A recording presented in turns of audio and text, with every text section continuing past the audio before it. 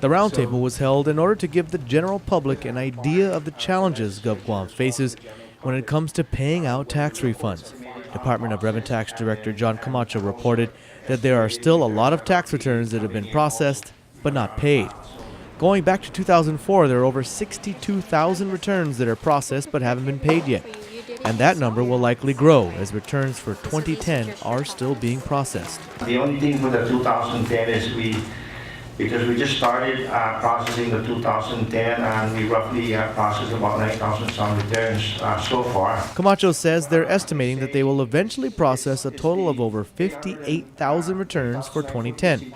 But processing the returns is not really the problem. The main problem is available cash to pay out the refunds.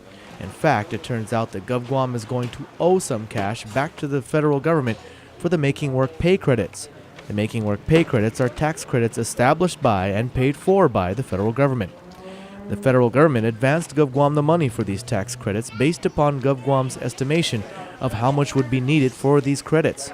Apparently, GovGuam overestimated. We got $36 million that we actually received. We're saying that's $5 million is roughly actually revenue.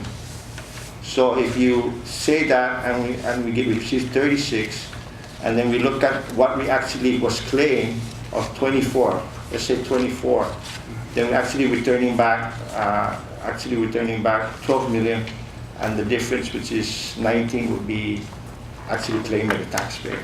This means that after processing all returns and Making Work Pay credits for 2009, Revenue Tax found that they overestimated that amount that they would need for this credit and will now have to pay $12 million back to the federal government. But this money doesn't necessarily have to be paid back via cash. Camacho says it could be offset against other money that is owed to GovGuam by the federal government.